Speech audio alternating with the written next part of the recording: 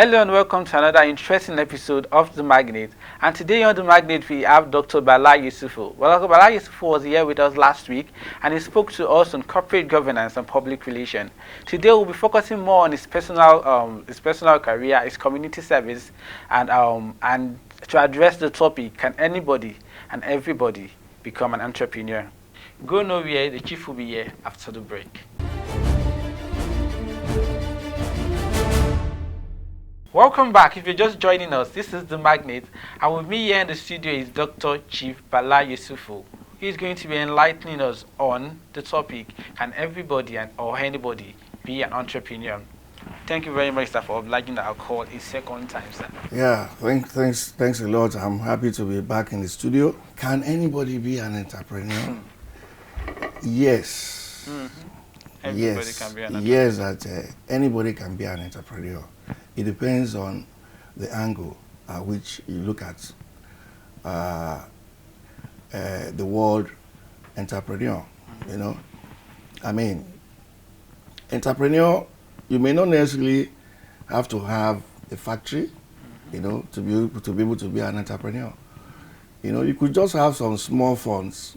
Just anybody.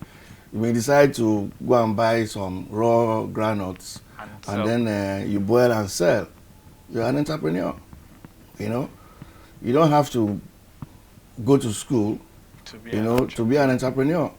But if you then have to, maybe to sharpen your skills, you know, on a particular trade, and then if you are fortunate to be able to set up yourself, you know, or have somebody to set you up, or get an organization to set you up, or get loan To set. finance for a setup, then you are an entrepreneur. But don't you think if everybody is an entrepreneur, that means everybody is a boss of his own, then who is going to be working? Everybody cannot be an entrepreneur. You know, because yes, why I'm saying that is that we cannot all go into business. You know, people have their various goals in life and what they want to become, what they want to do in life. You know, you pursue all that. So you're trying to tell me now that your answer is yes and no. Yes and no. Yes and no. Everybody can be and everybody cannot be an entrepreneur, yes, depending yes. on where you're looking at it from. Yeah, it's like saying that I want to be a teacher. Everybody cannot be a teacher. Some people are not just cut out for teaching. And he's not going to be a teacher. So to say, teacher as a professional, that's what I mean. You know. So there are entrepreneurs, there are entrepreneurs. You know. So like rightly said, we could say it is not everybody that is cut out to be an entrepreneur. Some people are built to work for that. Some people prefer. Because I've seen people who say, no, I can't go through the set of mental, because, you know, for you to be an entrepreneur, you have to be everything. You have to be a business guru. You have to be a public relation or a marketer. You have to be someone you can sell your business. Some people say they don't want to go through all that stress. Let me just do this work and get the money I'm working for, instead of going through the stress of calculating profits, making sure you're selling and the likes. Yeah, like I said, the choice is left to individuals. Yes. So you've talked about like everybody cannot be an entrepreneur, and yes, everybody can be an entrepreneur if you want to become an entrepreneur. So what is the rule? Because the most important thing when it comes to entrepreneurship is training. You need to have a skill. You need to be good at that skill. That means you need to have trained well to know how to carry out or how to give out a service. Even if you want to own a barbing salon or you want to own a car wash, you have to have learned. Or you want to be a tailor or a fashion designer, you have to have learned that apprenticeship before you can start your own business and say you want to start selling or start producing for yourself. So what is the role of apprenticeship in entrepreneur? Yeah, you see, there are skills acquisition academies, you know, where you can acquire skills as an apprentice. What it means is that you want to study and learn about a vocation so that you can acquire the necessary skills that will enable you set up and be on your own, or even get employed in an organization, you know, where those skills will come to play. Okay. So it's very important for you to at least learn before you start up your own business. Thank you very much, sir. It's been an interesting time with Dr. Bala Yesufu in the studio. Please go on a quick break now. Go nowhere. We'll be right back after this break.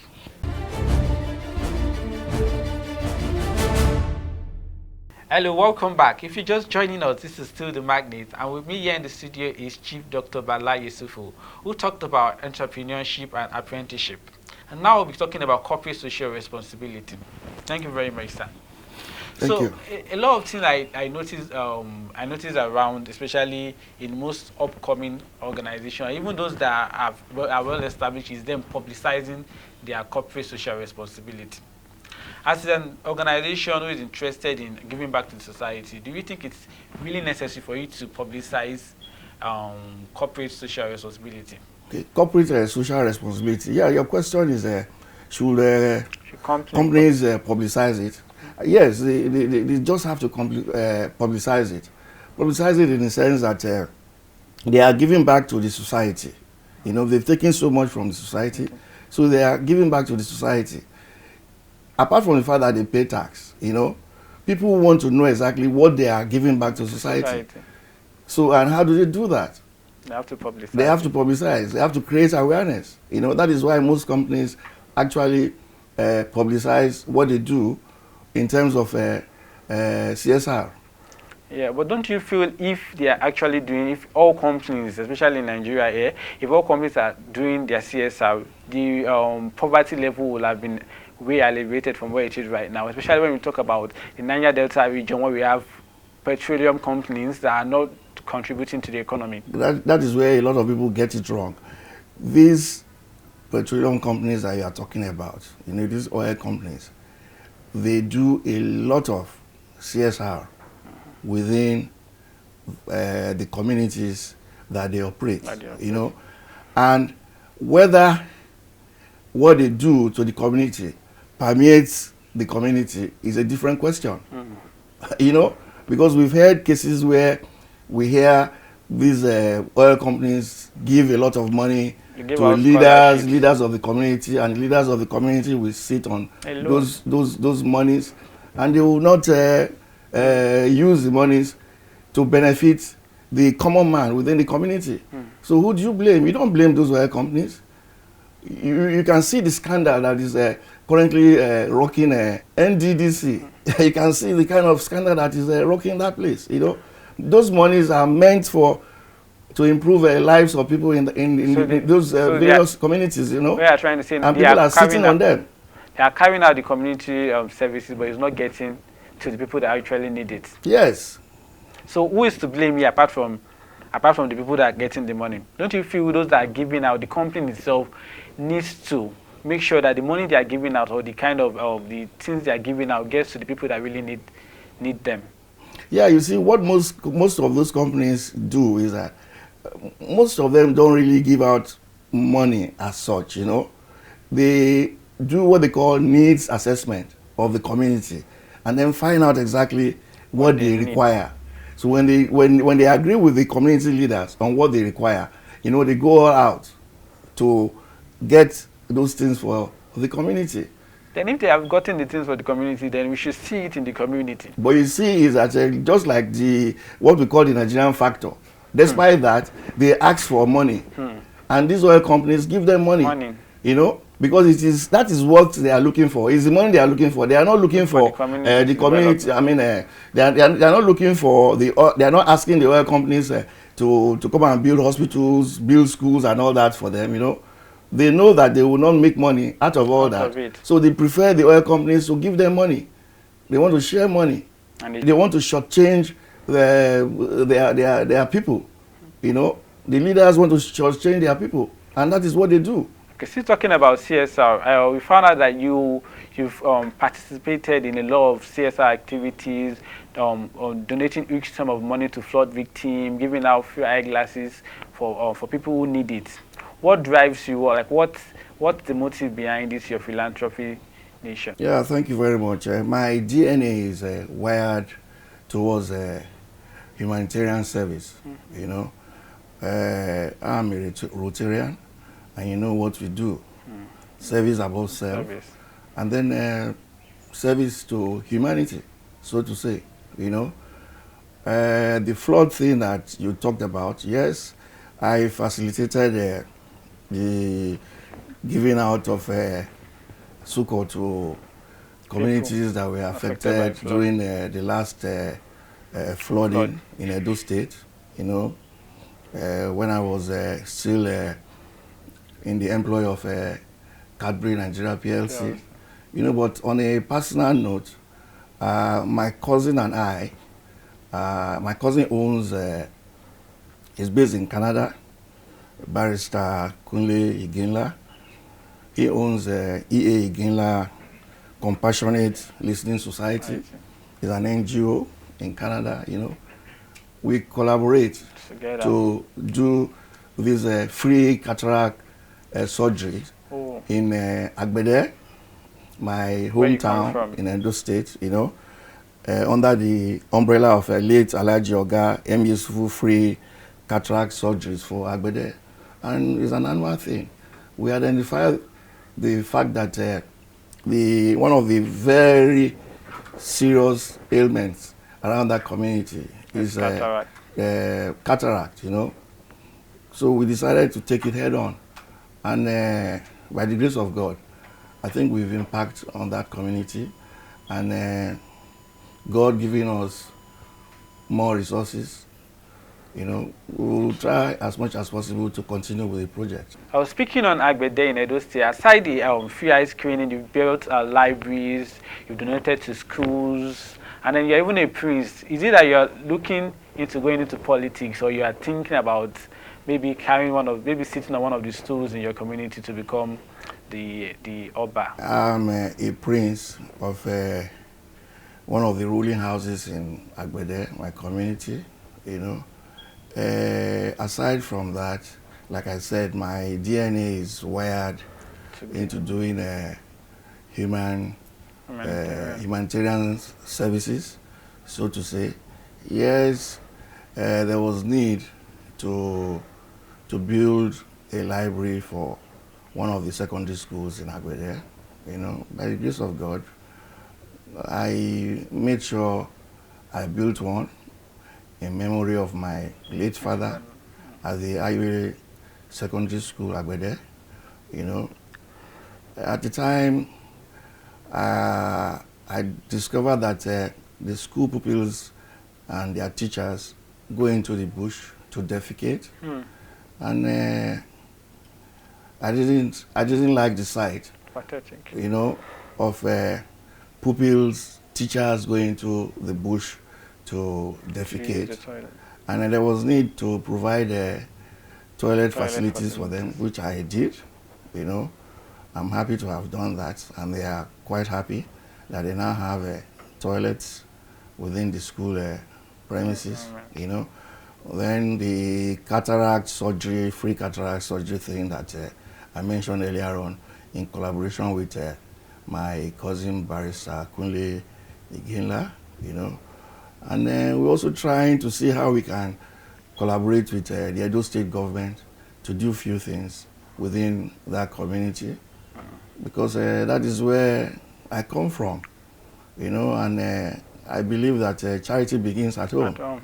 You know, most of these things we would have done around where I reside now, Lagos area, but I don't see any point in doing such things within Lagos.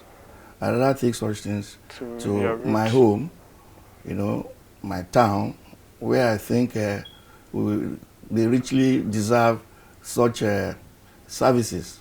So you've now answered my second. Are we going to see you in politics in the next few years? Are you planning to go into politics? Yes, politics, we're all political animals as human beings, so to say, you know. Going into politics as a profession, I will not do. But if I'm appointed, you know, to a position where I can render any service to my community, to my state, I don't think I will turn it down. It's been an interesting time with Chief Dr. Bala Yesufu. We'll be going on a quick break now, but when we're back, you'll still be with us. Stay tuned.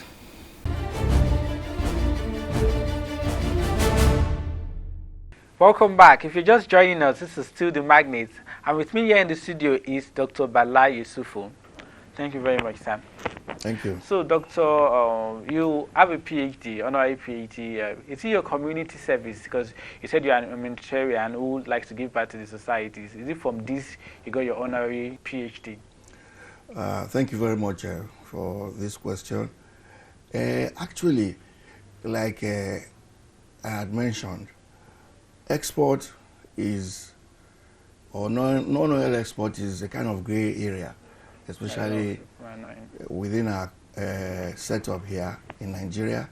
You know, as soon as I launched the book, you know, I got a letter from a university abroad, the European American University, you know, that they got hold of the copy of the book and they evaluated it, and they believe that I did a very good job, you know, and that the book is pace setting, and that they would like to oblige me honorary doctorate degree in corporate governance and management of the university, you know. And then I saw it as a plus, a welcome development.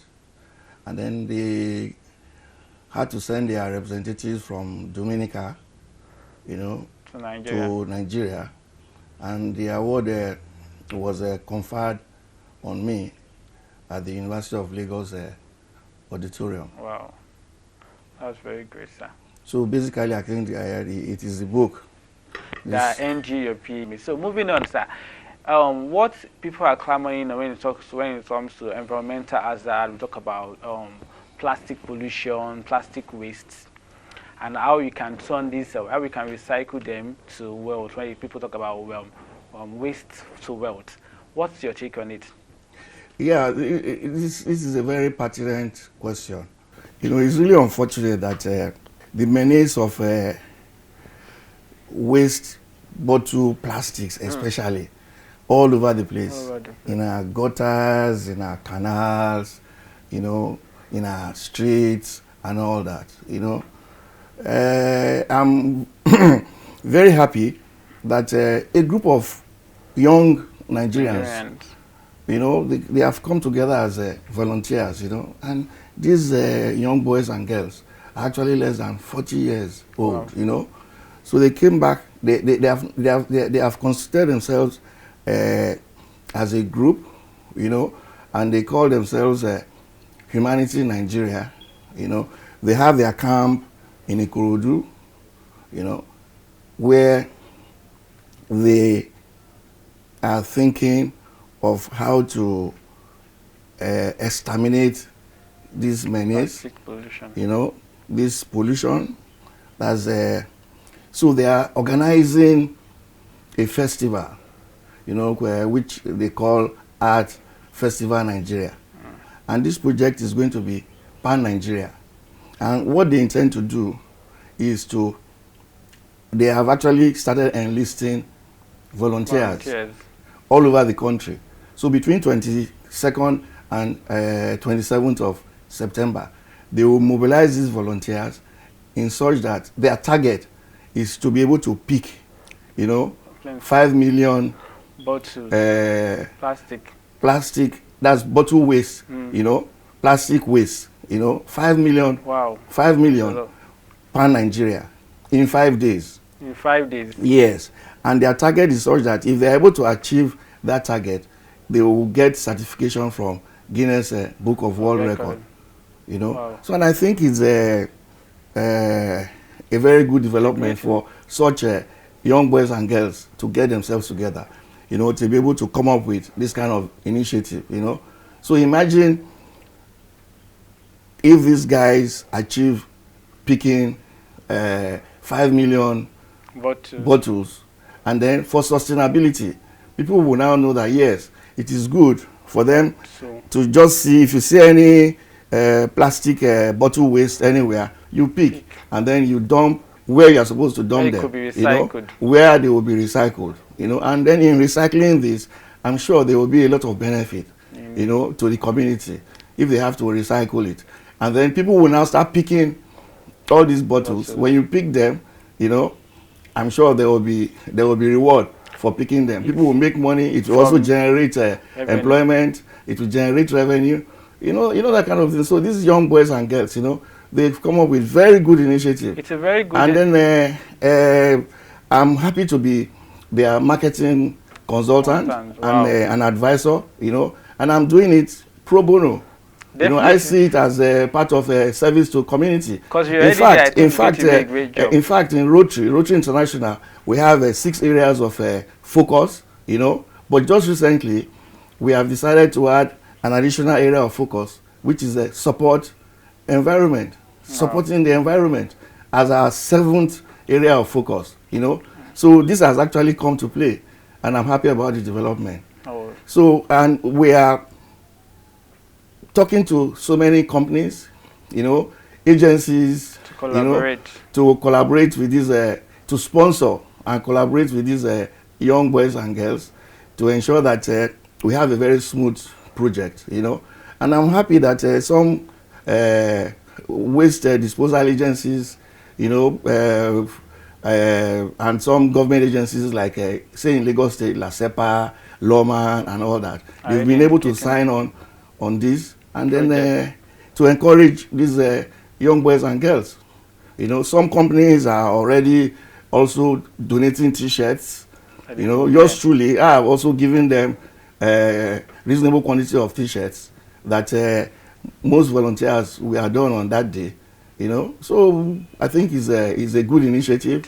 We should encourage such an initiative. It's a very great idea. I think I watched a documentary that said in 2053, there will be more plastic in the ocean than fishes, because the rate at which the plastic pollution is out there is just too much. So we're using this medium to call on sponsors and brands to also collaborate on the magnet program, as it's our way of giving back to society to empower people who are open to go into business. So sir, you were talking about Rotary when you earlier on. You said you are a Rotary member, and one of the news that is going around is that Africa is now polio free. What do you think about this great milestone achievement? Yeah, we are very excited that at last the wild polio virus has been exterminated from Africa, following the certification by the World Health Organization. We have been on this journey in collaboration with so many organizations and individuals since 1985. We are excited. Wow. The euphoria is still on. What we also need to do now is sustainability. We are not going to rest on our oars. We must continue to monitor our communities. We must continue to still give vaccines to newly born babies, to avoid the wild polio virus in coming back. So we are quite excited. So what will you attribute to this great achievement, this great milestone? What will you attribute? What do you think helped in? We were very focused. We knew what we wanted, and then we set a date and we worked towards it. And we had to collaborate with those that we needed to collaborate with. Wow. So finally, we do not end this program without an advice for the youth, the upcoming generations who are watching. So what advice will you give them, especially now that there is job loss and there is pay cuts? The thing is that they should not lose hope, because you know that if there's life, there's hope. So they should try as much as possible, even if it is to learn a skill. They should try as possible to learn a skill, and the way to go now is for everyone to be on his or her own, or virtually everybody should be on his or her own. Learn a trade and look for a way of survival. That's my advice to youth. Rome was not built in a day. It wasn't.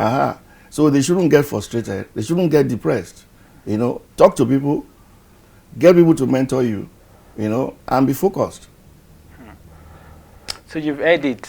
Wow, it's been a very educating and interesting session with Dr. Bala Yesufu. I've learned a lot. He talked about entrepreneurship, he talked about apprenticeship, he talked about community service, public relations, and a whole lot of others.